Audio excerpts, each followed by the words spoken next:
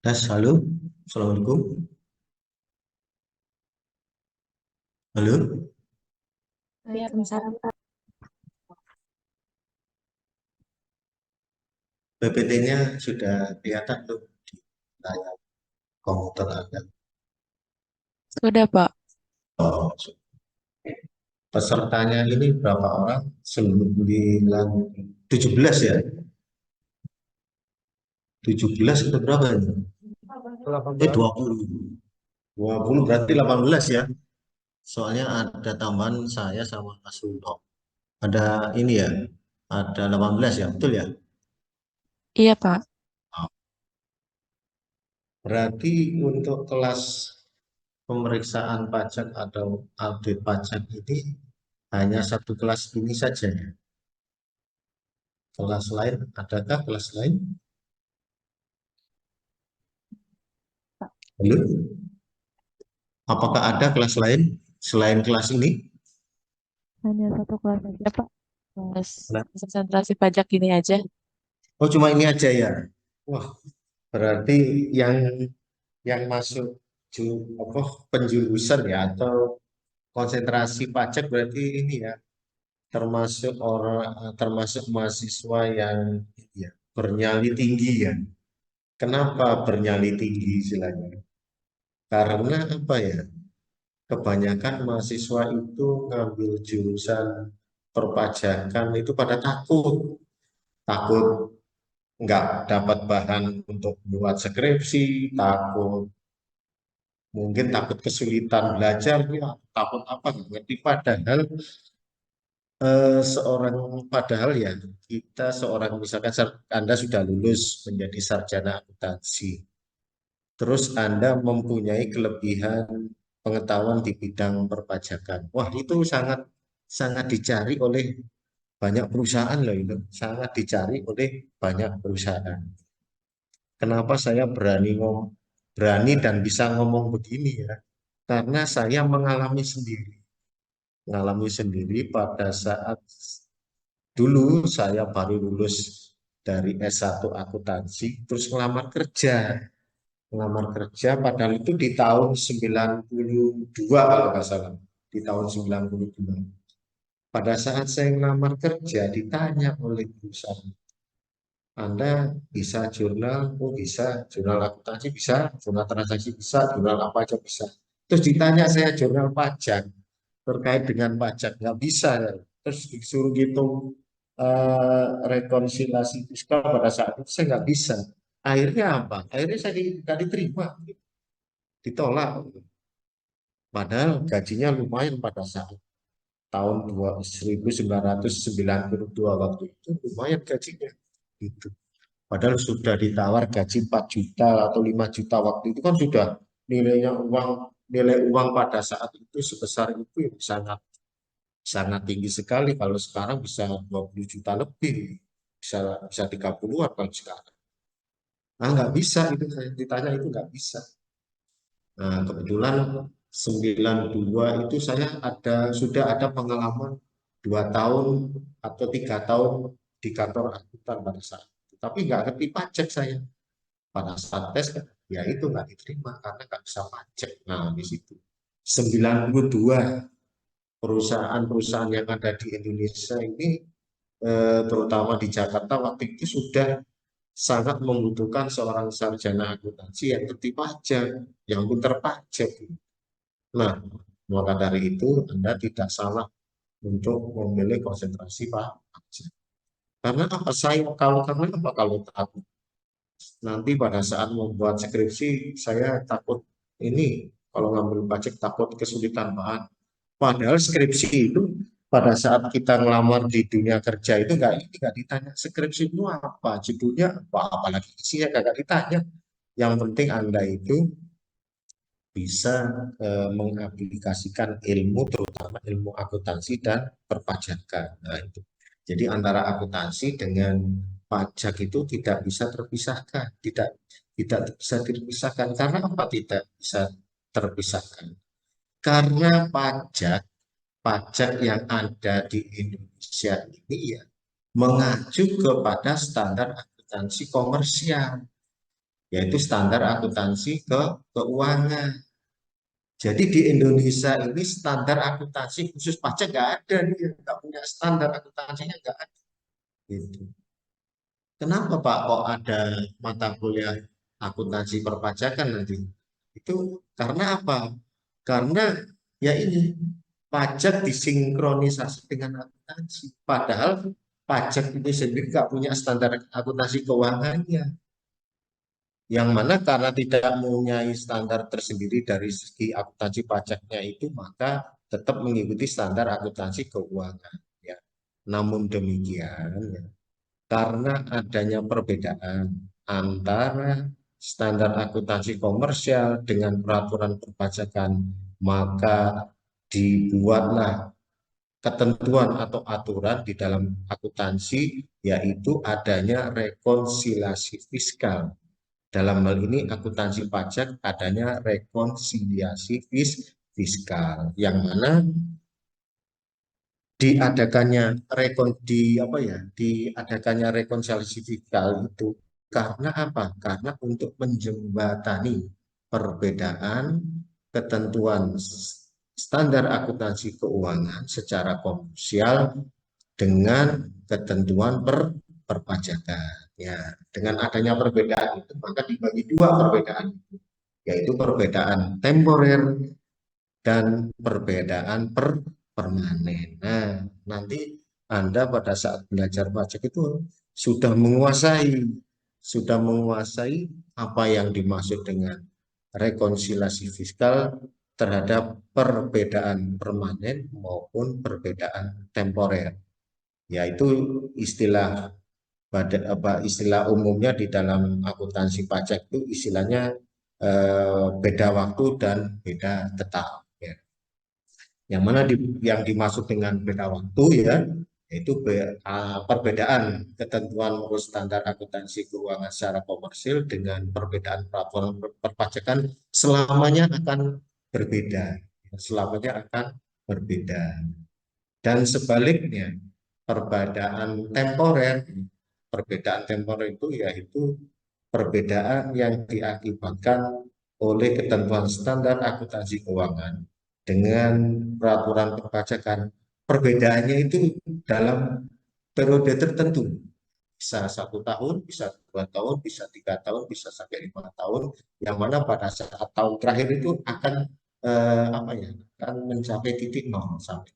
Nah, karena saat ini di Indonesia mengadopsi akuntansi umum atau akuntansi yang berstandar internasional ya, maka dari itu wajib di dalam penyajian laporan keuangan wajib disajikan standar akuntansi keuangan yang diatur dengan SKK nomor 46, yaitu terkait dengan aktiva dan kewajiban pajak tanggungan deferred tax ya, deferred tax. Jadi nanti diatur bahwa ada kewajiban pajak tanggungan dan juga ada aktiva pajak tanggungan. Itu yang harus dicantumkan atau disajikan di dalam laporan keuangan khususnya di neraca. Jadi sisi kirinya itu namanya aktiva pajak tanggungan, sisi kanannya disebut atau dinamakan dengan kewajiban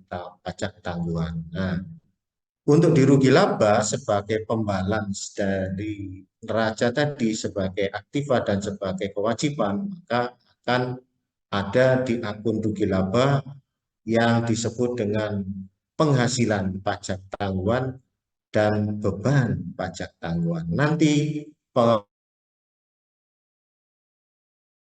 kewajiban pajak tanggungan, sedangkan aktiva pajak tanggungan. Nanti saya ajarin sedikit. Kenapa saya sampaikan hal seperti tadi? Mulai dari standar akuntansi keuangan, kemudian ada rekonsiliasi. Oh, oh ya, ambil aja. Silakan. Ya, kenapa ada perbedaan? Kenapa saya sampaikan tadi ada rekonsiliasi fiskal yang mana membahas tentang perbedaan permanen dan perbedaan waktu ya. Nah, itu karena ada kaitannya dengan PSAK 46 yang mana laporan keuangan yang ada di perusahaan yang ada di Indonesia saat ini harus mencantumkan itu dan wajib dilaporkan di SPT Badan. Nah, nanti orang pajak pada saat melakukan pemeriksaan bisa menganalisis dari PSAK 46 tadi, yang mana PSAK 46 tadi bisa dijadikan dasar untuk menganalisis pemeriksa pajak karena PSAK 46 itu mengatur tentang bagaimana menyajikan pajak tangguhan yang akan timbul maksimal 5 tahun yang akan datang.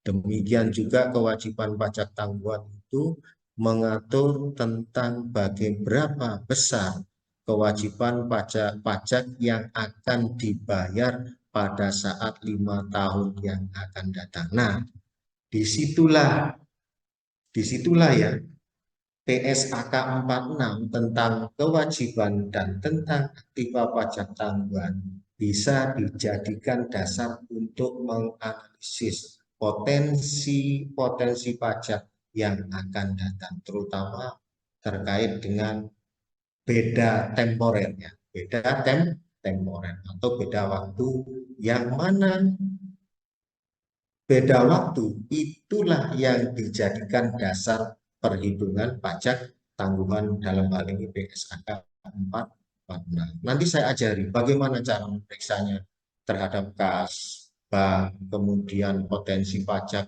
5 tahun yang akan datang, terus kemudian potensi aktiva pajak tanggungan 5 tahun yang akan datang, bagaimana cara pemanfaatnya sebagai dasar analisis bagi pemeriksa pajak. Itu bisa dijadikan acuan. Nah, itu. Namun demikian,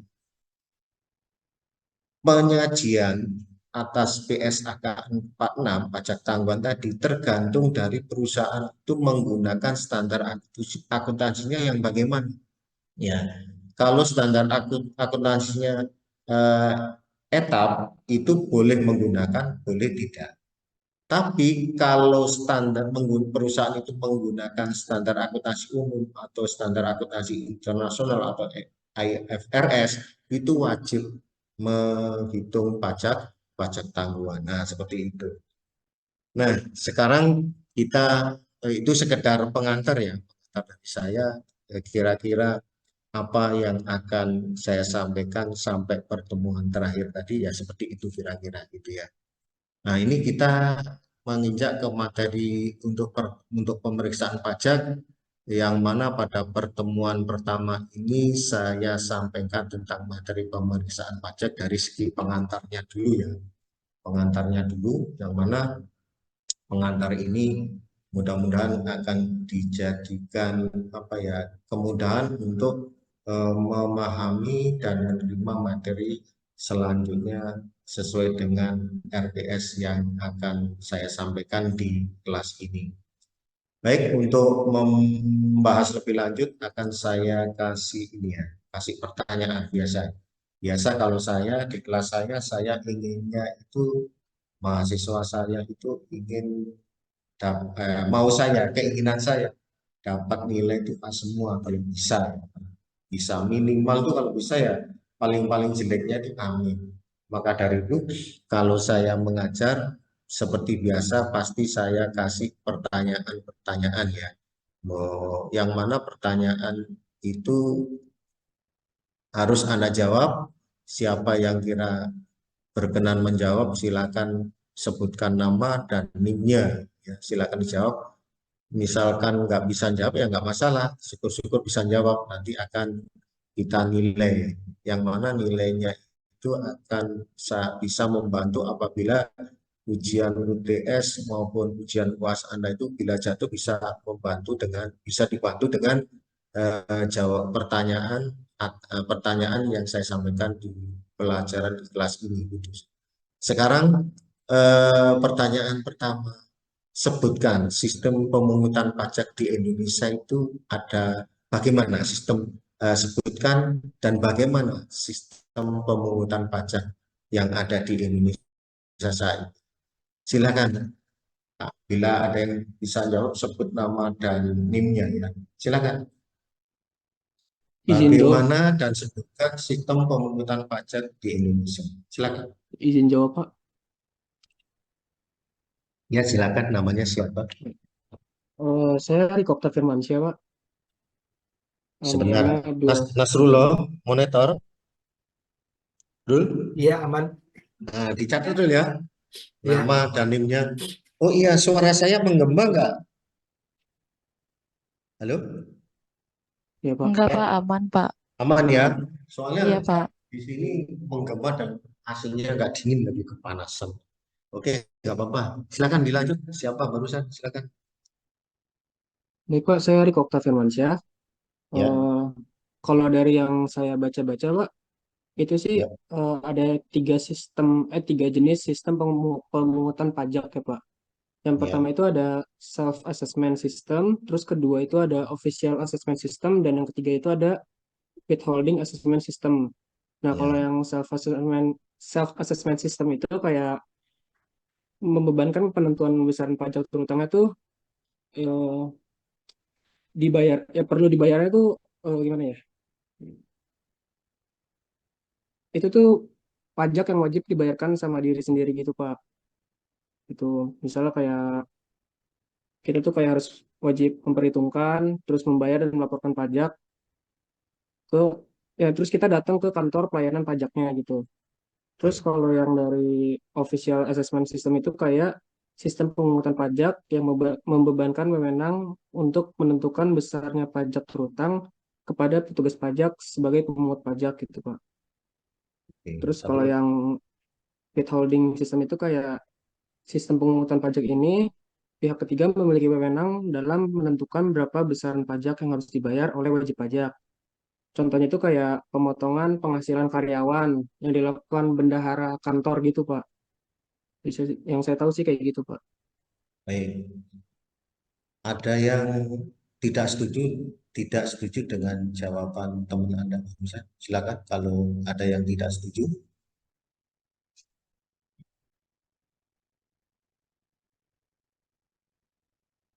Ada yang tidak setuju?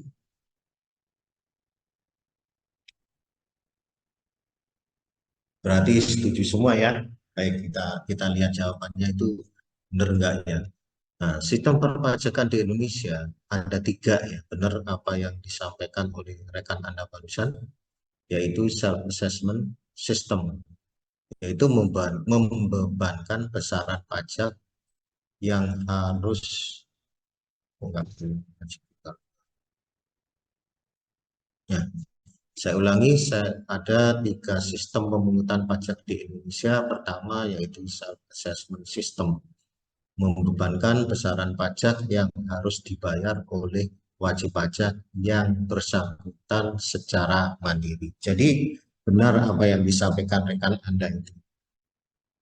Self-assessment itu jadi wajib pajak diberi apa istilahnya, wajib pajak menghitung sendiri ya. Kemudian setelah menghitung melaporkan sendiri. Sebelum melaporkan ya, menyetor sendiri, kemudian melaporkan. Jadi pertama itu menghitung, membayar, kemudian melaporkan. Jadi dihitung sendiri, disetor sendiri, dan dilaporkan sendiri. Nah, seperti itu. Itulah yang dinamakan self assessment. Jadi kewajiban. Sekarang timbul pertanyaan satu lagi. Kenapa sih kok diterapkan dengan sistem self assessment? Kok begitu ini ya? Kok begitu percayanya pemerintah kepada wajib pajak ya? Kalau Anda mempelajari manajemen pajak, bahwa terdapat perbedaan kepentingan antara pemerintah dengan wajib pajak. Yang mana pemerintah itu berkeinginan atau bertujuan untuk mendapatkan penerimaan negara dari sektor pajak sebesar-besarnya. Ya, Kemudian sebaliknya, keinginan atau tujuan wajib pajak dalam berusaha, keuntungannya supaya membayar pajak sekecil-kecil. Sehingga dengan perbedaan tujuan itu menimbulkan suatu resiko. Resiko yang tinggi terhadap apa? Terhadap pengurangan pajak sebagaimana mestinya ya. Jadi pajaknya disengaja dikecilin oleh wajib pajak. Kemudian berusaha untuk mengelak membayar pajak. Dengan cara apa? Dengan cara mengurangi pendapatan dan sebaliknya menambah beban supaya pajaknya kecil.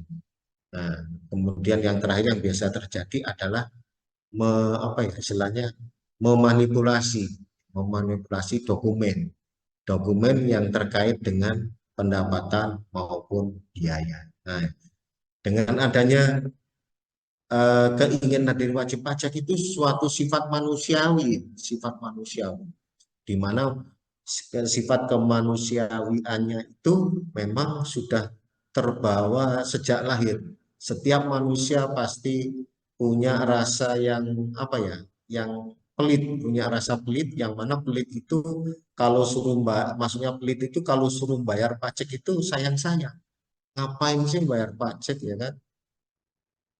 Tujuannya apa namanya manfaatnya atau tujuannya tidak bisa kita manfaatkan secara langsung sehingga apanya sehingga terjadi apa ya niat yang tidak baik untuk membayar pajak ya sebagaimana ketentuan yang telah diatur sehingga berusaha untuk mengecilkan. Nah, dengan cerita tadi timbul pertanyaan, kenapa pemerintah kok malah menerapkan sistem self assessment? Yang satu sisi pemerintah ingin memperoleh pajak yang setinggi-tingginya. Di satu sisi wajib pajak ingin membayar pajak yang sekecil-kecilnya. Kalau dulu nggak bayar pajak, bagaimanapun caranya saya nggak bayar pajak. Nah, seperti itu. Nah, sekarang timbul pertanyaan lagi. Kenapa pemerintah kok malah menerapkan sistem self-assessment di mana wajib pajak suruh ngitung sendiri, suruh bayar sendiri atas hitungannya tadi, dan juga disuruh lapor sendiri. Nah ini, kenapa pemerintah kok kok malah menerapkan sistem assessment? Kenapa? Silakan dijawab. Kenapa itu pemerintah kok malah menetapkan sistem pungutan perpajakan secara self assessment? Kenapa itu? Silakan dijawab. Kalau Anda jawabannya ini benar, nanti timbul pertanyaan lagi dengan jawaban yang benar itu. Silakan, kenapa pemerintah kok menerapkan sistem self assessment?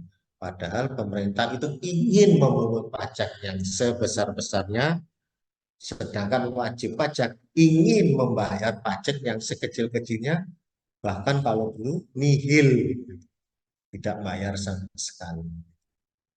Silakan dijawab, kenapa pemerintah kok malah menerapkan sistem assessment, memberi kepercayaan sepenuhnya kepada wajib pajak. Padahal wajib pajak itu mempunyai sifat yang antagonis, yang berlawanan dengan keinginan atau sifat pemerintah dalam hal pajak tadi. Berbanding terbalik. Kenapa itu? Silakan dijawab. Kenapa Izin saat ini? jawab, Pak. Silakan. Ya, silakan. Oke. Siapa? Desi, Pak. Oh, Desi. Silakan. Iya, izin jawab, Pak. Kalau dari pendapat saya, kenapa pemerintah menerapkan self-assessment ini, selain karena untuk memberikan kepercayaan kepada wajib pajak, membantu pemerintah juga, Pak. Karena kan wajib pajak ada banyak ya, Pak ya. Jadi nggak bisa melayani seluruh wajib pajak gitu, Pak. Jadi memudahkan dari pihak pemerintahannya juga dengan cara si wajib pajak menghitung, setor, dan lapor sendiri. Gitu sih, Pak, dari saya. Terima kasih. Oke, terima kasih jawabannya. Ada yang tidak setuju dengan jawabannya Desi? Ini kalau jawabannya benar, nanti timbul pertanyaan lagi. Saya kasih pertanyaan lagi.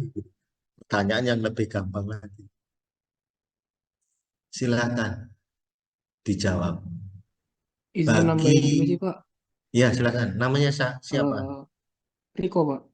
Triko yang tadi ya? Iya Pak. Oh, di sini Izin cowoknya cuma nambahin satu ya?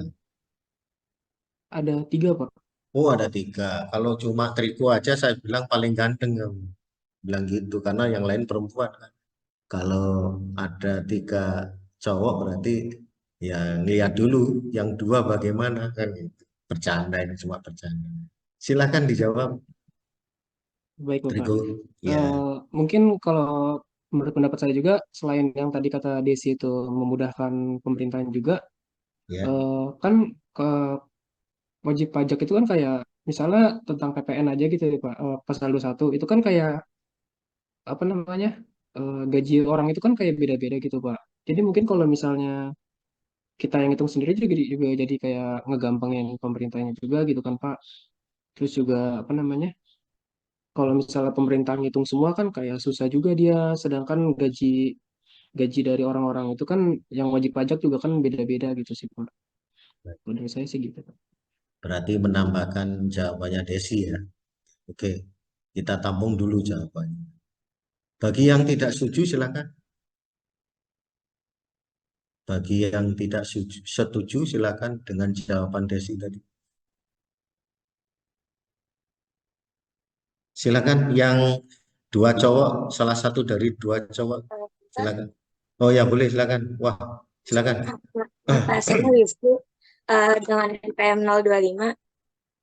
PM 025 ya, silakan. Iya Pak, boleh izin menambahkan Pak, kalau Ya, menurut saya dengan sistem self assessment itu berarti pemerintah itu memberikan kepercayaan gitu Pak kepada masyarakat kalau mereka tuh bisa kalau mereka dapat dipercaya untuk melaporkan kewajibannya gitu Pak, itu melaporkan pajaknya, menyetorkan pajaknya sendiri. Dan pemerintah juga sudah memberikan kemudahan gitu Pak dengan dengan adanya e-billing, dengan adanya e-filing gitu Pak. Jadi wajib pajak tidak perlu ke kantor pajak, yang cukup di website aja mereka sudah bisa melaporkan, menyetorkan gitu Pak. Menyetorkan pajaknya. Dan juga masyarakat itu kan penghasilannya ada yang besar, ada yang kecil gitu ya Pak. Nanti kan di e-filing itu udah dibagi nih mereka harus ngisi form yang mana gitu Pak. Jadi memudahkan masyarakatnya juga, memberikan kepercayaan antara pemerintah dan masyarakat. Terima kasih Pak. ya. Jadi memudahkan masyarakat atau memudahkan wajib pajak ya.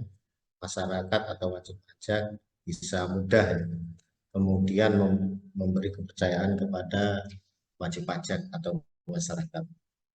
Ini berarti menambahkan. Coba ada yang menjawab tidak setuju?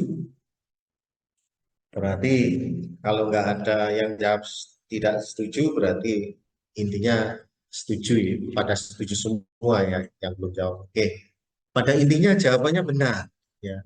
Jadi memberi kemudahan, memberi keleluasaan dan memberi kepercayaan kepada wajib pajak atau masyarakat untuk ya menghitung sendiri ya, membayar, menghitung sendiri, membayar atau nyetor sendiri, serta melaporkan sendiri pajak yang dihitung tadi dan yang di-store tadi. Seperti itu. Betul jawabannya. Ya, karena betul jawabannya, saya tanya lagi, timbul pertanyaan lagi atas jawaban tadi. Nah, kembali lagi ke pernyataan saya tadi, bahwa wajib pajak itu mempunyai sifat yang manusiawi berupa pelit. Sayang-sayang kalau uangnya itu buat bayar pajak, sayang-sayang. Terus terang ya, saya sendiri saja, saya sendiri yang punya usaha konsultan berupa kantor akuntan publik, berupa konsultan pajak dan pengacara pajak. Saya itu berusaha untuk tidak bayar semestinya. Misalkan nih, saya terus terang ini, tidak bohong. Saya terus terang. Itu manusia. Saya sebagai manusia biasa, memang ada sifat pelitnya tadi. Nah, sifat pelitnya tadi, bahwa saya nggak mungkin membayar pajak yang sebenarnya, ya kan.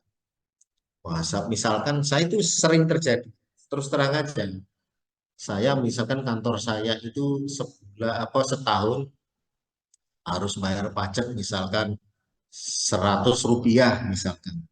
Saya pikir-pikir, waduh eman-eman ya, kerja capek-capek, suruh bayar PPh badan 22%. Waduh, 22% dikali 100 kan ketemu 22 kan.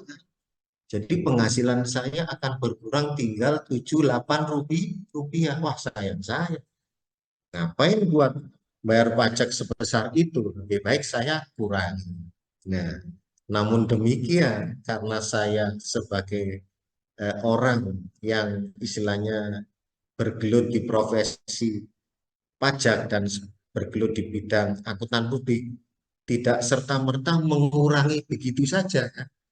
Maka dari itu saya harus mencari celah bagaimana caranya saya bisa mengurangi pajak tapi tidak melanggar ketentuan yang berlaku. Anda kan sudah belajar tax management ya? Anda sudah belajar manajemen pajak belum? Halo? Sudah belajar manajemen pajak belum? Sudah, Kak. Sudah. Halo? Sudah, Pak. Sudah, Pak. Oh, sudah. Nah, cara mengurangi pajak sebagaimana yang saya sampaikan barusan, itu disebut apa di pelajaran tax management? Tax avoidance, Pak. Apa? Tax avoidance, Pak. Nah, tax avoidance. Nah, caranya begini saya mengurangi atas usaha saya, misalkan konsultan pajak. Misalkan saya dapat fee dari suatu perusahaan, misalkan 1 miliar, misalkan, untuk ngurus sengketa pajak, misalkan 1 miliar. Nah, sedangkan gaji karyawan saya misalkan 200 juta. Berarti 1 miliar dikurangi 200 juta sama dengan 800 juta. Ya kan? 800 juta kalau membayar pajak PPh badan, misalkan koreksi fiskal termasuk sudah dilakukan koreksi fiskal masih 800 juta misalkan. Otomatis pajak yang harus saya bayar adalah 160 juta. 160 juta lah kita buletin aja. Saya berpikir, buat apa bayar pajak segitu? Akan saya kurangi. Bagaimana cara menguranginya? Yaitu kita siasati dengan meng-hire orang, ya, menggaji orang dengan cara apa? Dengan cara orang tersebut kita perlakukan sebagai tenaga ahli bagi kita. Sebagai tenaga ahli, yang mana tenaga ahli itu bisa kita jadikan sebagai beban tenaga ahli di dalam biaya operasional kantor saya. Cara ngitungnya gimana? Biaya tenaga ahli. Biaya tenaga ahli itu ngitungnya 50% dikalikan dengan berapa yang kita bayarkan ke tenaga ahli tersebut. Nah, misalkan kita bayar ke tenaga ahli itu 900 juta, 700 juta. Nah, 700 juta dikalikan 50%, kemudian dikali 5% misalkan. Nah, itu jauh lebih kecil ya kan, jauh lebih kecil pajaknya dibandingkan dengan kita membayar PPh badan sebesar 22% dikali 800. Karena kita membayar tenaga ahli 700, berarti keuntungan kita tinggal serah 100. Nah, 100 itu dikalikan 22%, kita cuma membayar pajak PPh badan cuma 22 juta di situ. Sehingga kita bisa menghemat berapa itu? 160 dikurangi 22 juta berarti menghemat pajak 134. Nah, seperti itu. Nah, itu melanggar. Tapi ada sanksi yang mengaturnya? Tidak ada. Karena apa? Karena kita masuk ke sistem perpajakan yang ada di Indonesia, masuk ke sistem withholding. Dintek. Nah, ketika sistem itulah kita manfaatkan untuk melakukan penghematan pajak berupa tax avoidance. Nah, seperti itu. Itu setiap tahun itu saya lakukan. Saya lakukan. Kenapa saya lakukan? Mubatir dong ilmu saya. Mubatir dong pengetahuan saya apabila kita tidak terapkan di tax avoidance. Nah, disitulah nanti Anda pada saat terjun ke masyarakat, seorang sarjana akuntansi mempunyai kelebihan dalam hal pengetahuan perpajakan.